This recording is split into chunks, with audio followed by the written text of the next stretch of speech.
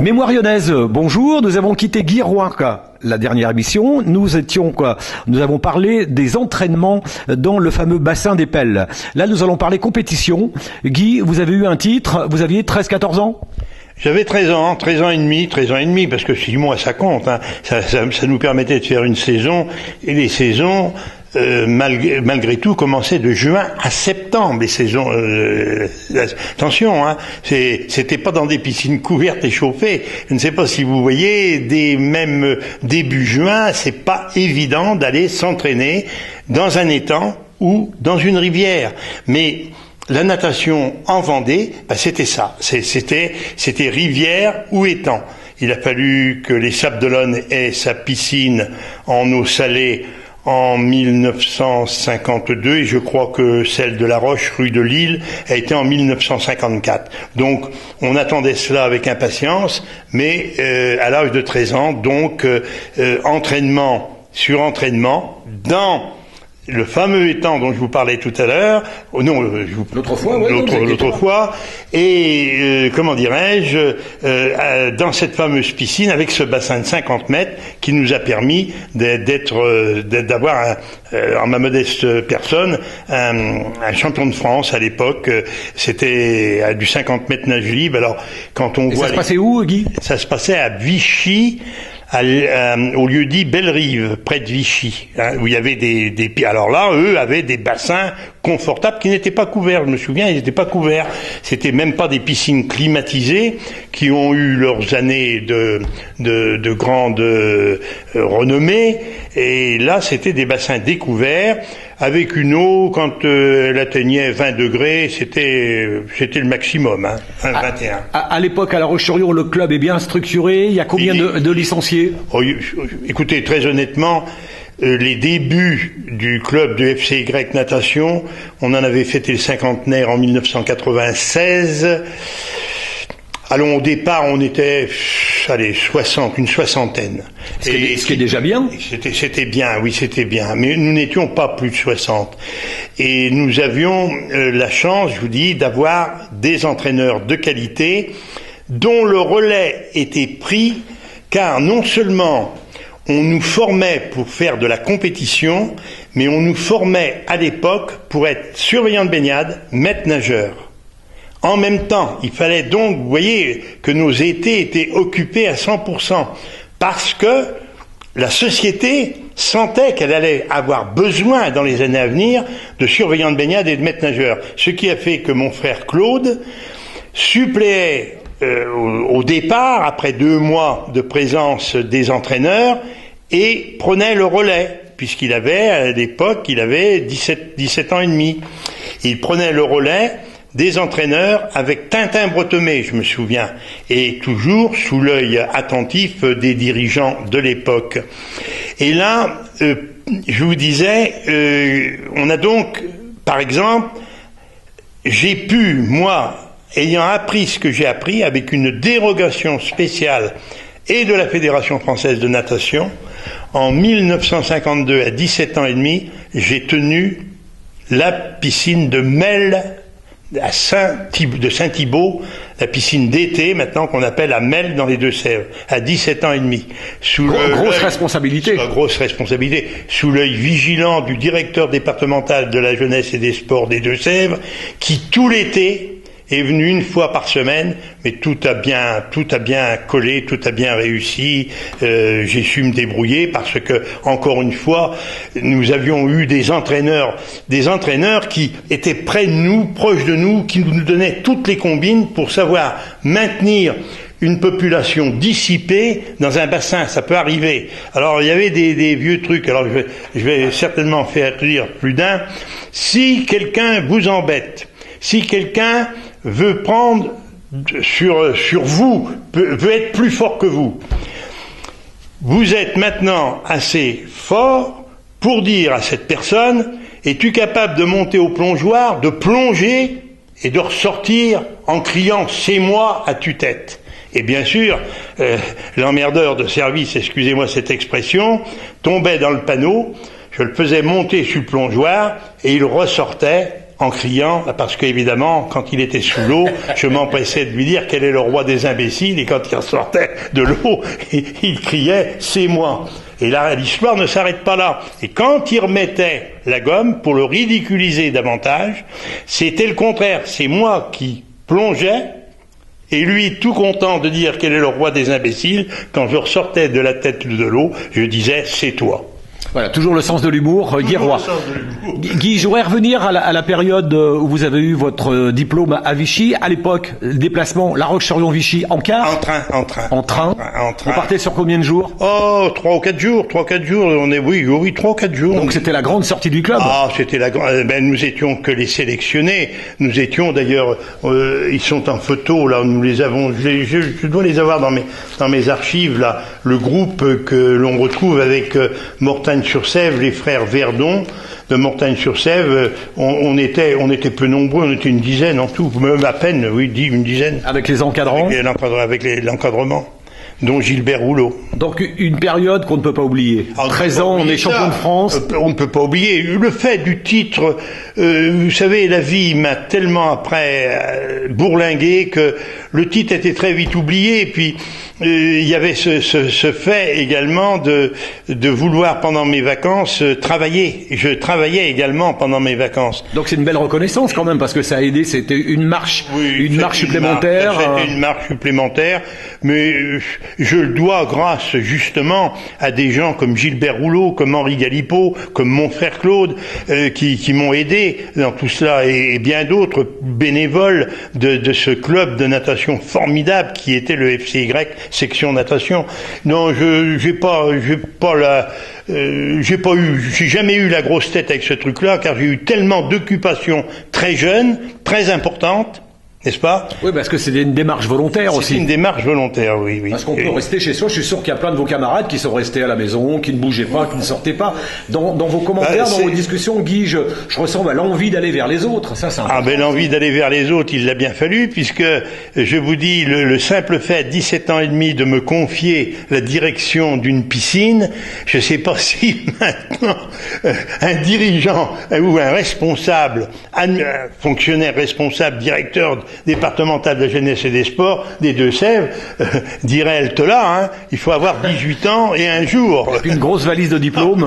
Puis une grosse valise de diplômes que nous n'avions pas à l'époque. Nous avions par contre eu la chance d'avoir une formation exceptionnelle, et il faut reconnaître le mérite des dirigeants bénévoles qui ont su, à un moment déterminé, s'occuper de ces gosses de guerre. Nous étions des gosses de guerre, les encadrer et en faire des soldats. Vous savez, le général Bijard, que j'ai bien connu, d'ailleurs nous y reviendrons dans des émissions, lorsqu'il voyait des gens comme moi qui étaient dans les business, dans les affaires, nous disait: vous êtes les parachutistes de la paix. On va terminer sur cette belle phrase. Moi, je l'aime beaucoup. Merci, Guy Roy. Nous parlerons dans les rencontres prochaines. Nous parlerons de la salle des fêtes du Bourg-sous-la-Roche. Nous parlerons de la venue de Raymond Barre à La Roche-sur-Yon. Je sais que vous en avez été l'artisan de cette venue, et il y a de très très nombreux sujets. Merci à vous. Merci, Guy. À bientôt. À bientôt.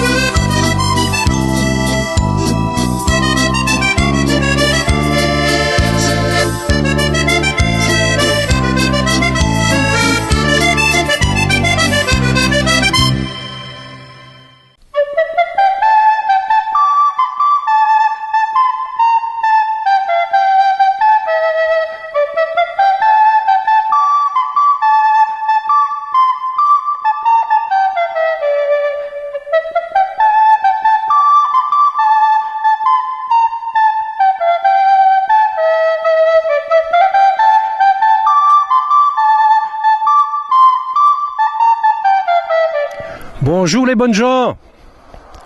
Écoutez mes bonnes gens, ici, certaines nuits, au fond de cette forêt où s'entremêlent les bras décharnés de nos grands arbres, dans le vent de Galerne et les cris de Chouan.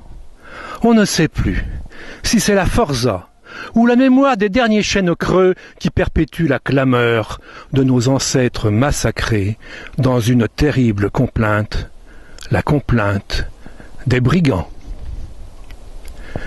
Cette complainte, c'est l'histoire de mes ancêtres qui reposent ici, au pied de 3 grands chênes.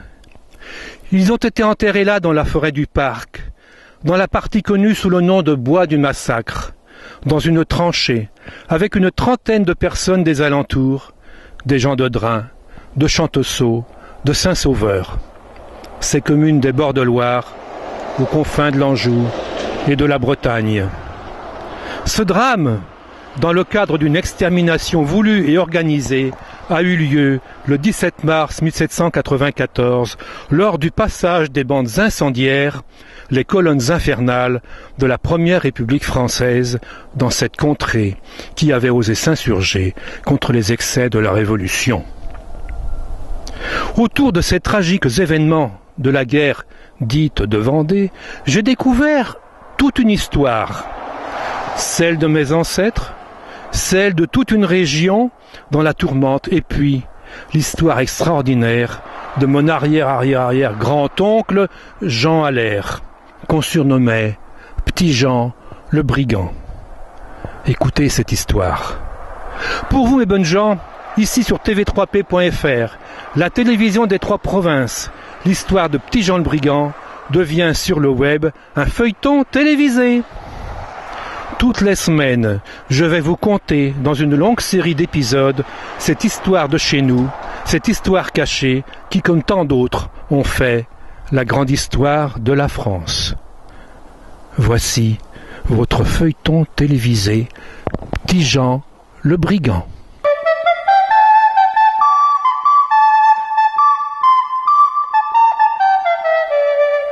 Bonjour, mes bonnes gens. Petit Jean s'était épris d'un amour impossible avec sa cousine Marie du logis. Puis à la Cambuse, dans la grande misère, il a côtoyé la mort avec ce vagabond qui lui rappelle des souvenirs. Et Petit Jean est décidé à donner sa vie pour les autres. Petit Jean, séminariste. Petit Jean embrasse ses parents et sa famille, puis grâce au curé de Drain, mais surtout grâce aux largesses du comte de Goyon qui lui offre ses études, il se rend bientôt au brevet pour embarquer sur le bac en direction d'Ancenis. Oh, c'est la première fois que Petit Jean monte sur un bateau pour traverser la Loire. Son baluchon sous le bras, il voit la rive gauche du fleuve s'estomper, puis les coteaux de Drain disparaître dans la brume matinale de ce matin de novembre. C'est toute son enfance qui s'éloigne, tandis que bientôt les vieilles tours du château d'Ancenis s'élèvent devant lui, au-dessus des quais du fleuve royal. Une autre vie commence pour Petit Jean. À son arrivée au collège, compte tenu de son âge par rapport aux autres élèves qui ont environ 5 ou 8 ans de moins, il est accueilli directement par le principal, l'abbé Charles Guignard. Celui-ci présente l'établissement et ses différents régents. L'enseignement du grand collège d'Ancenis jouit d'un certain renom, puisque les élèves attirés par les études brillantes viennent de Nantes, mais aussi de tous les coins de la Bretagne et de l'Anjou. On y compte environ 250 élèves, dont une centaine de pensionnaires. Durant 2 années, Petit Jean Allaire va suivre les cours de lettres classiques. Les premiers mois sont difficiles, car l'élève a bien du retard à rattraper en matière de français, et l'apprentissage du latin n'en est que plus difficile. Souvent, le soir, après le souper, un régent lui prolonge sa soirée d'études au-delà de la prière du soir. Enfin, après 2 années passées au grand collège, ses humanités terminées, Petit Jean quitte Ancenis pour la ville de Nantes. C'est la première fois, évidemment, qu'il vient dans la cité bretonne. Arrivé dans le faubourg Saint-Clément, il se dirige vers la maison de Malvoisine, le séminaire, qu'on appelle aussi la maison Saint-Clément. Dans cette maison qui forme les futurs prêtres, ne sont admis que les candidats déjà formés du point de vue classique, ayant bonnes mœurs, piété et droiture d'esprit. Il y fait la connaissance d'un jeune homme qui, lui, est en dernière année d'études et qui a de la famille à Drin. Ce Dominique Piron est le cousin du notaire Pierre Brevet du Haupé, et Petit-Jean connaît bien cette famille, où il y a quelques années sa cousine Marie était domestique. Et puis les relations existent entre leurs familles, puisque la grand-mère Brevet, marraine de Nicolas Allaire, n'est autre que Catherine Piron, la tante de ce Dominique. Bien que la famille du jeune homme soit de Chanteceau et de la Varenne, sur la rive gauche de la Loire, celui-ci est né en Bretagne, à Saint-Étienne-de-Montluc, où son père y est sénéchal pour le comte de Bourmont. Ces relations familiales créent un lien entre les deux jeunes hommes, dont les conditions sont pourtant bien différentes. Si le petit Jean a connu bien de la misère dans sa jeunesse, Dominique Piron, lui, fut plutôt gâté par des parents entourés de beaucoup d'amis assez fortunés. Devant Petit Jean, le jeune homme se qualifie lui-même de Piron fou, cet oison qui délaisse trop tôt le troupeau d'oies pour voler de ses propres ailes. Aussi, l'étudiant d'une nature assez dissipée a été mis en pension par son père, dans l'espoir que l'enseignement et la vie à Saint-Clément le ramènent dans le droit chemin. Maintes et maintes fois, l'étudiant est rappelé à l'ordre par la direction de l'établissement pour ses nombreuses absences au cours. Les conversations de Dominique s'orientent toujours vers des horizons lointains, au-delà des mers. La proximité du port de Nantes, avec ses armateurs et ses négriers, entraîne l'imagination du jeune homme vers des rêves de gloire, vers cette Amérique mystérieuse, vers les Antilles. Quelques semaines plus tard, Dominique Piron quitte Saint-Clément. Son père, espérant qu'au contact de la vie réelle mûrit son esprit léger, le fait entrer au service d'un armateur nantais. Il est de tradition, dans les familles nantaises, d'embarquer les jeunes gens volages pour former leur caractère au contact des gens de mer. Debout sur le quai, Petit Jean regarde le grand bateau s'éloigner et disparaître dans la brume matinale. Triste d'avoir perdu son ami, il revient vers Saint-Clément. Là, Petit Jean va apprendre l'ordonnance des cérémonies, le plein chant, la pédagogie du catéchisme, etc. Le règlement de la maison Saint-Clément privilégie la prière et les études. Ici, on se lève dès 5 heures du matin. À 5h30, c'est l'oraison. À 6h15, la messe avec le petit déjeuner. À 8h. À 8h30, c'est le cours de scolastique. Puis à 9h, celui de théologie morale, suivi d'un temps d'études en chambre.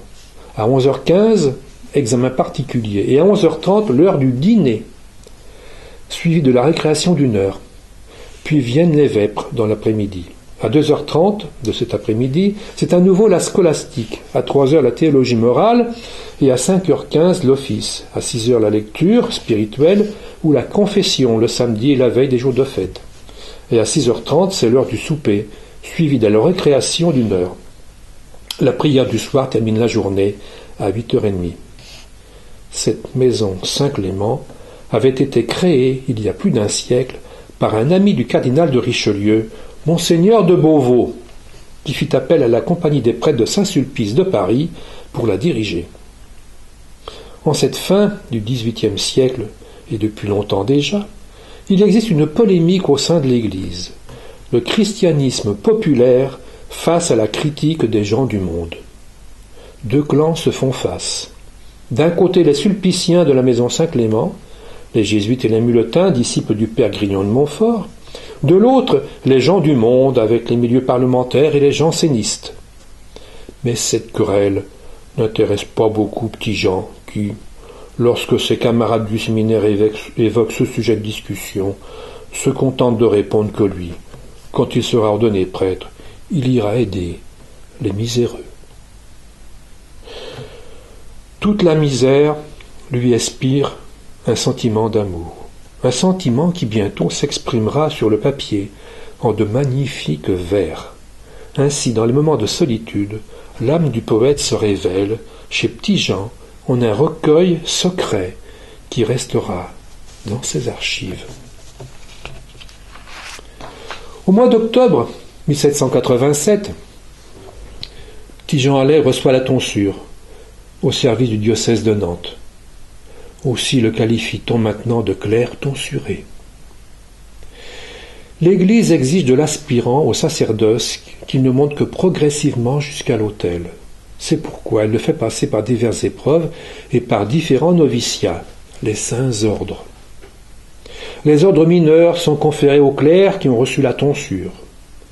L'évêque introduit d'abord le clerc dans l'intérieur du temple pour lui en confier le soin, c'est l'hostiaria. Puis il donne le pouvoir de lire l'écriture à celui qui la commente, de chanter les leçons et de bénir le pain. C'est le lectorat. Il lui confie ensuite le soin de la pureté des âmes, c'est l'exorcista. Il lui confère enfin le pouvoir de porter le chandelier, d'entretenir le luminaire de l'église, de présenter à l'autel le vin et l'eau du sacrifice. C'est l'acolita. Le sous-diaconat, qui suit immédiatement les ordres mineurs, est le premier de ceux que l'on appelle majeurs ou sacrés.